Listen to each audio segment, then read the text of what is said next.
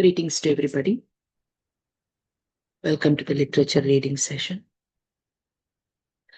Today we will be finishing the chapter on Saguna and Nirguna Bhakti.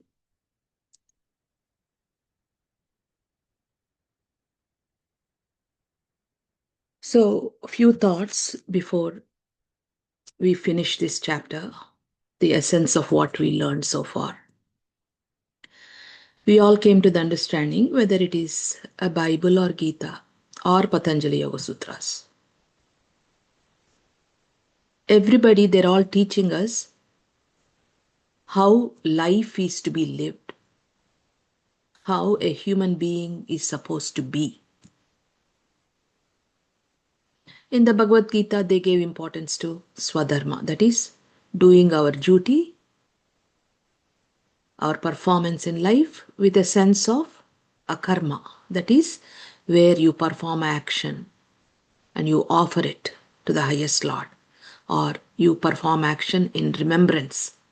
So you don't even have to be conscious of that action. And Patanjali Yoga Sutras gave a way of life, how a disturbed being can come to that state of absolute balance. So from that state of absolute balance, you are able to live the life that Lord Krishna prescribed, which is Swadharma. And if you look at Lord Buddha's teaching, they have an eightfold method like Patanjali.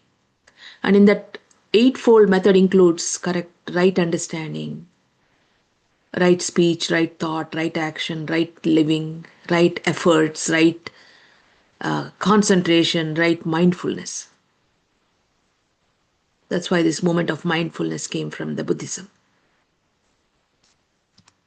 So even if you look at the path that Lord Buddha took, they are trying to first bring us from thinking to feeling, because our prayer is correct thinking, right understanding, honest approach to life. All these suggestions that we are making to bring about ourselves, his method included everything.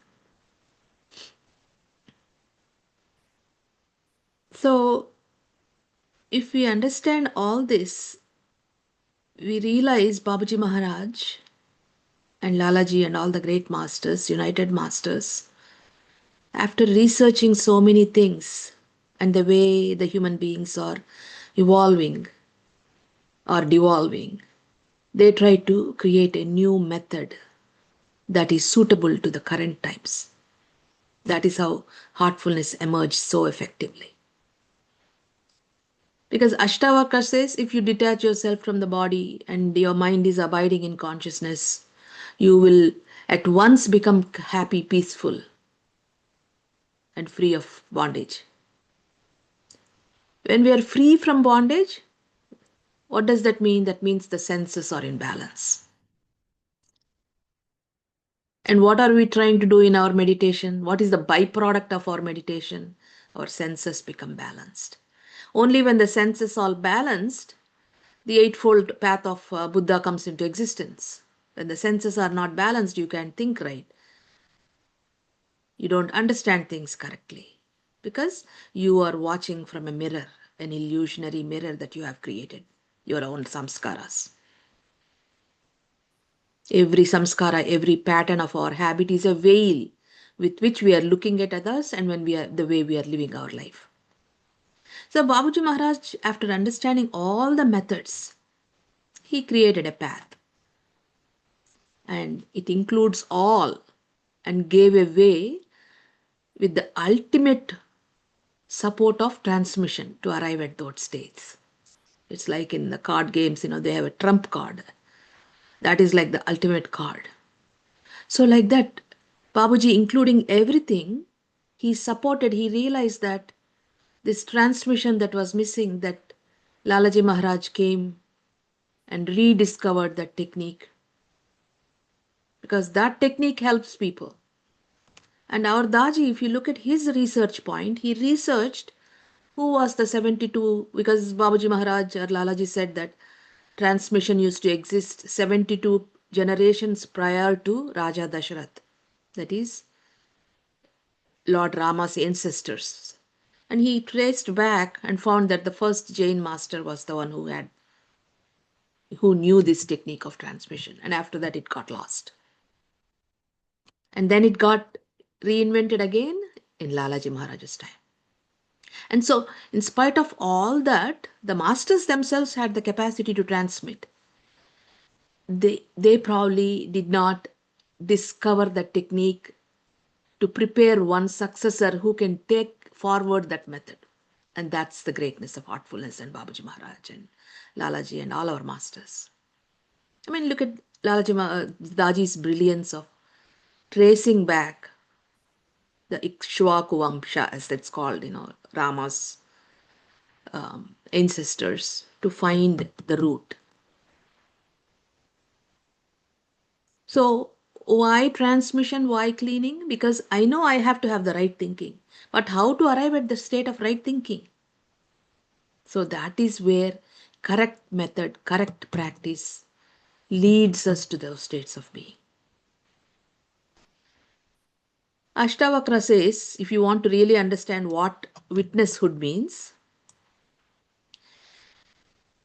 he says that when the sun shines and it illuminates daily, but it is not attached to the worlds that it is illuminating. It is its nature, so it's illuminating. So, consciousness in us is that witness of the universe. The self is the witness, that's the idea. But the self is not able to witness, it's entangled with layers. And what is blocking the self mainly is the ego.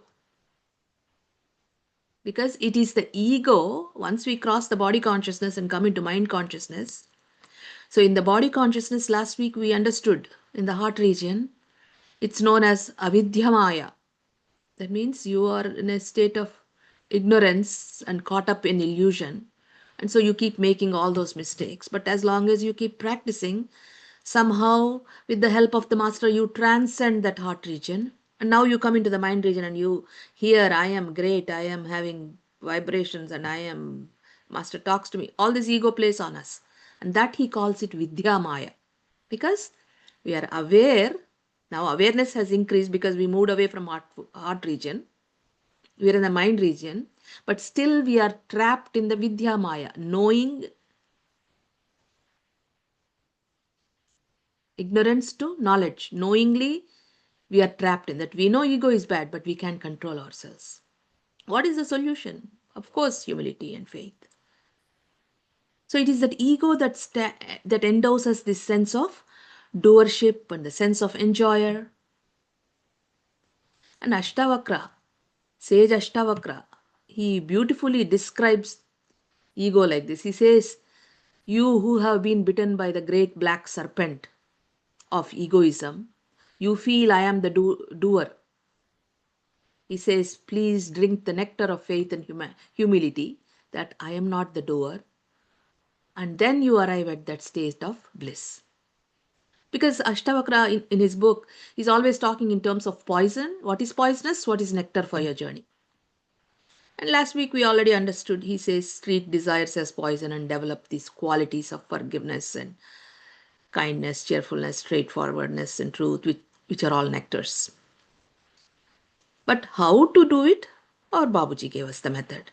Lalaji gave us the transmission. So the only remedy is to consciously maintain that wisdom that I am not the doer will solve the problem.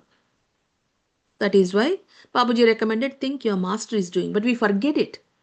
We are not, this part has to be done. That's what I liked in Ashtavakra statement is, he says you have to consciously maintain the wisdom. We'll just say, okay, master is doing, and then we forget about it. We are not conscious about it. So that is what we have to write down that's what at least I wrote down in my diary. Oh, the tool is to consciously maintain that wisdom that it is master. Then you don't get lost in thinking that, oh, I did this. And he says that kind of faith and humility, where you are consciously maintaining the wisdom that I am not the doer, my giver is the doer, and that kind of faith and humility are the nectar to cure the poison of ego.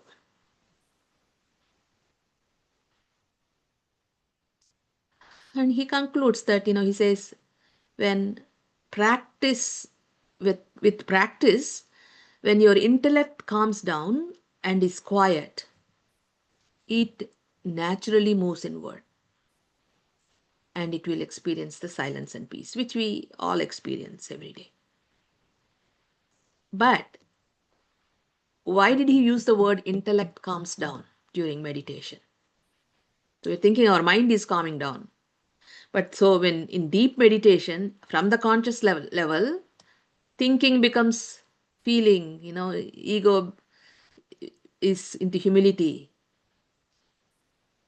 is wisdom and intellect manifest, that it becomes wise. So the idea here he expresses, what Ashtavakra expresses is, with practice, when the intellect calms and quiets at the deeper level, it naturally moves inward and it will experience silence and peace. And that intellect is called purified intellect.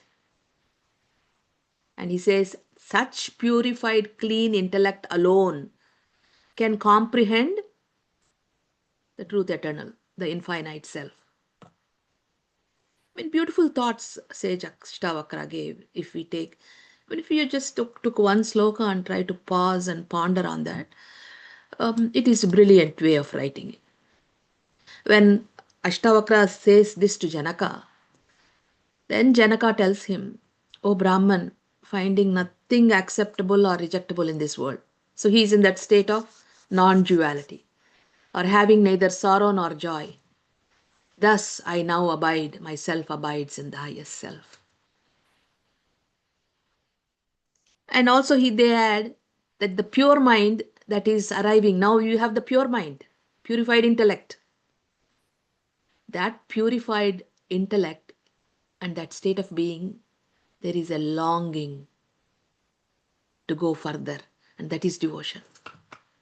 So everything has to lead us to that state of devotion, is what we learned, and that's how it is. And because of the pure mind, you move from worshipping with form to worshipping without form, and you arrive at that state of devotion, which will lead us to the absolute. So, those are the thoughts that the great sages are giving us. Fortunately, we have the path. We will conclude Saguna and Nirguna today. Saguna and Nirguna are only apparently different. To become a true devotee is what matters. So, our entire practice should lead us to the state of true devotion. Lastly, I want to say that it is not easy to clearly distinguish between Saguna and Nirguna. What appears with form from one angle may appear without form from another. And this statement, if we remember Babaji Maharaj's diary, he began meditating on the form of the master, and it became nothing after a while. From one angle may appear Nirguna from another. In Saguna worship, a stone image is looked upon as a symbol of God. But it is in the mother and in the saints that divine consciousness is clearly manifested. So now it's not only in a stone, that divine consciousness, which is the symbol of ultimate, is in your own mother and in all the sages too. Still, they are not worshipped as the images of Lord. Instead of serving the people full of consciousness, instead of seeing Saguna God in them, God is seen in an inanimate stone. So he's trying to tell us, remind us, like what Babaji's statement, love all whom he loves. Instead of that, we are trying to just stick to a stone and trying to love it.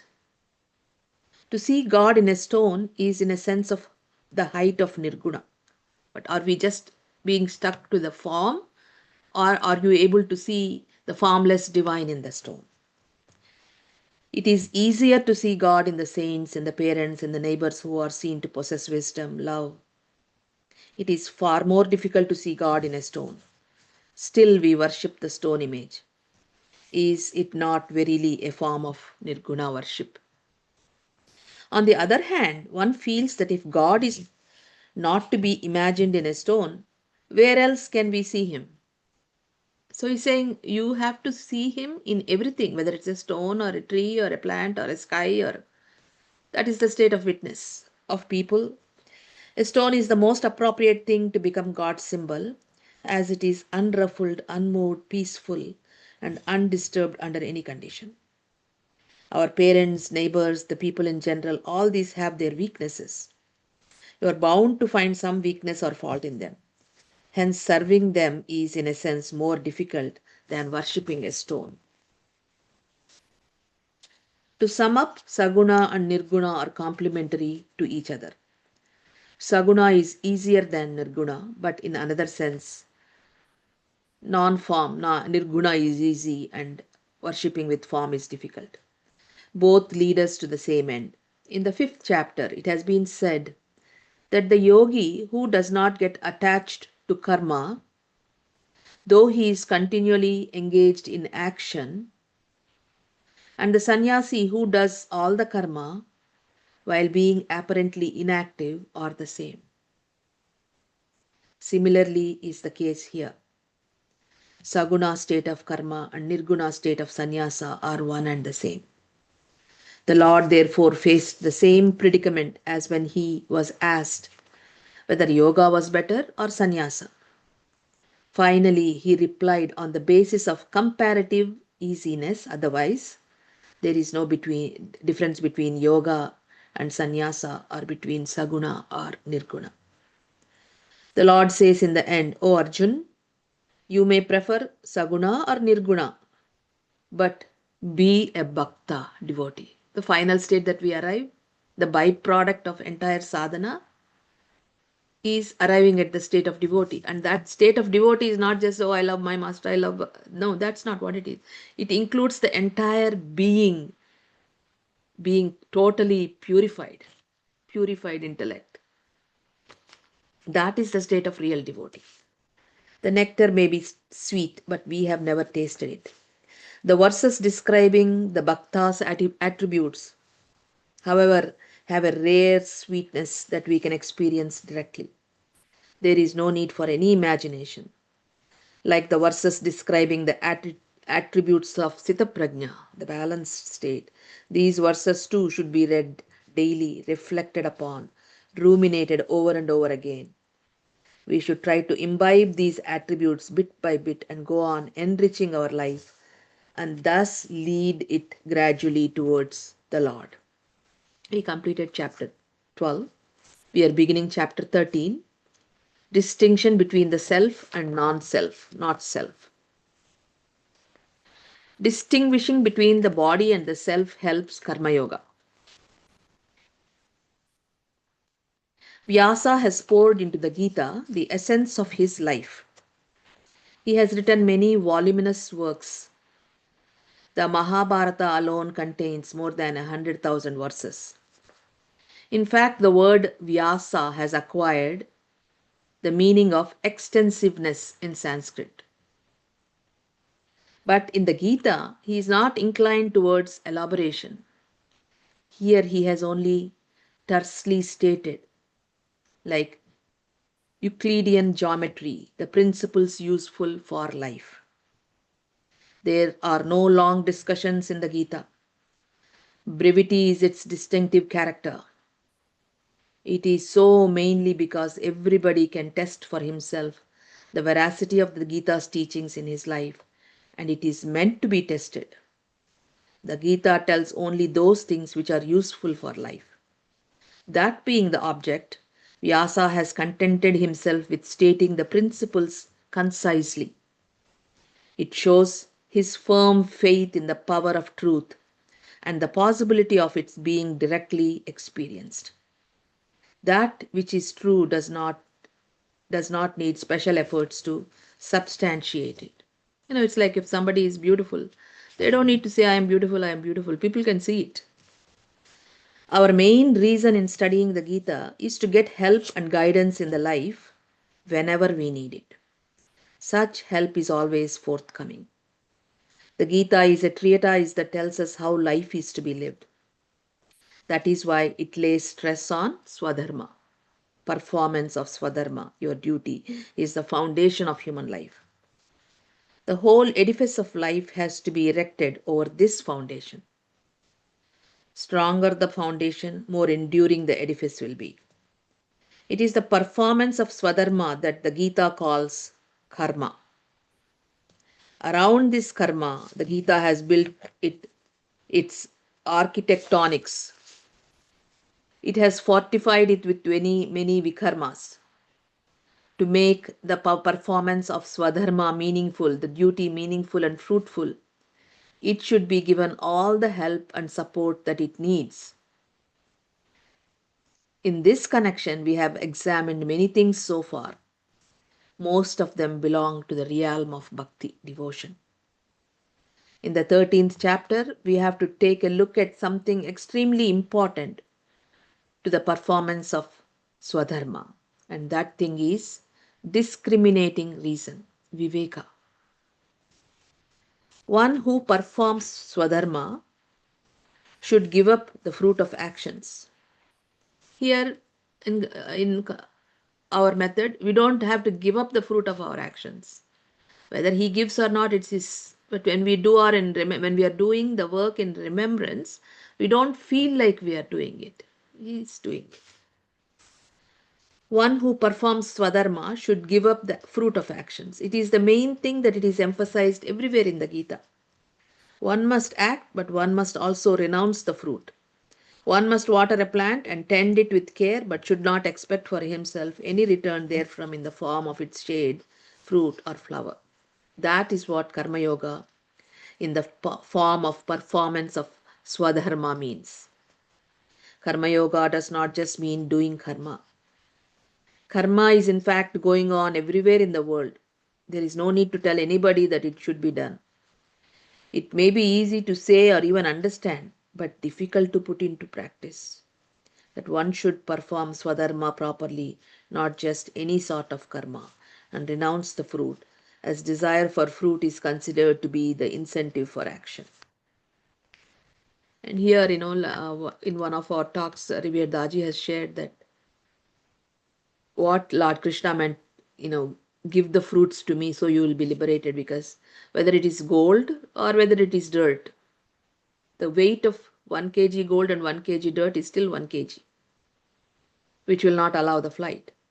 So when he was mentioning about Karna, and he says that, he wasn't dying. He was restless on a deathbed, but he wasn't dying. So Lord Krishna goes to him and says, now I ask for one dhan. Give all the fruits of your good actions to me. And he does. Karna gives it, and then he is liberated. Action without desire for the fruit for oneself is against the prevalent current. It is diametrically opposite to what normally goes in the world. We often say that a man doing a lot of work is karma yogi, but it is an inaccurate use of the word. That is not karma yoga as per the Gita's definition. Like when we are doing volunteering, then we think like if we do a lot of work that we are the true volunteer. But a true volunteer may be one in that state of being. Even if he touches one heart, that is true karma yoga. You can hardly find a single karma yogi of the Gita's definition among the millions who work. He is rare even among the millions who perform Swadharma. In fact, judging by the true and subtle meaning of karma yoga, a perfect karma yogi can hardly be found. To work and then to renounce its fruit is something most unusual. The Gita has elucidated this particular point so far. I personally feel like this is one of the reasons why Lord Krishna gave Bhagavad Gita to Arjuna, because in his hands so many people got killed. If he didn't perform it in the remembrance of the master, thinking that the master is doing, he would have accumulated all that karma for himself. If he did it with the doership, I am Arjuna, I am killing all these people, I am saving the world, then all that karma would come to him. And that is why beautifully, it is very difficult when you perform so much for ego not to think for a moment that you did it. So even that minute ego, to remove that minute ego, when Lord Krishna was dying, he sends all the women Daji was sharing in somewhere that along with him, or we may read it here in this book, all the women folk that he was trying to save and going through the woods, the bandits defeated Arjuna and killed everybody, took all their jewelry. Because maybe there was this still a little ego, like how Karna was holding on to his good deeds. Arjuna was holding on to his little ego that is stopping him from to move forward and to prevent his devotee. But of all the things, he was a devotee of Lord Krishna. So he protected Arjuna by giving Gita so he can perform with a steadfastness where he is not the doer. And that's why he showed him the entire war has already happened. Why did he have to show it? So he was telling me, you are not the doer, so now believe it. Now go perform. So it is beautiful when we truly understand. Another complementary point has been put forth in the 13th chapter. It is the distinction between the body and the self. If we can make this distinction, it can help us in renouncing the fruit. We see something with the eyes and call it a form, a body, or an image. But the eyes make us familiar with the outer form only. To get to know a thing fully, we have to enter into its interior. We have to peel off the skin of a fruit to taste the pulp within. We have to break a coconut to get its soft kernel. A jackfruit too has a rough exterior, but inside there is sweet and juicy. We need to distinguish between the outer and the inner while looking at ourselves as well as at others. The outer cover is to be set aside. What does it mean?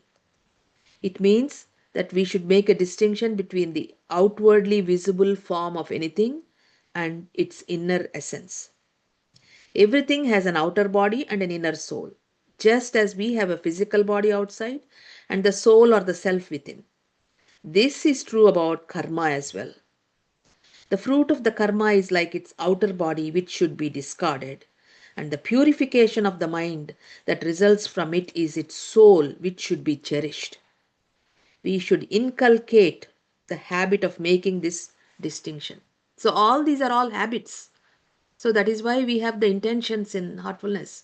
What are, when you make the intention, the vibration reaches and it touches the Guru's consciousness, and the consciousness vibrates, automatically resonates. And when the resonation happens, as the energy flows into your mind, you start to think different. That is why you make that intention. Such a humility and prayerful that, oh, this overbearing nature is existing in me, this dominating nature exists in me. Lord, I submit this, you take it. And then you see bit by bit transformation. So that's why even Vinobha Bhave is saying that we have to inculcate the habit of making this distinction. We should acquire this penetrating insight. We should train and discipline the eyes, the mind, and the reason through constant practice to achieve this purpose. Everywhere we should leave aside the body and adore the self. The 13th chapter has explained this distinction for us to reflect on it. Very beautifully written book.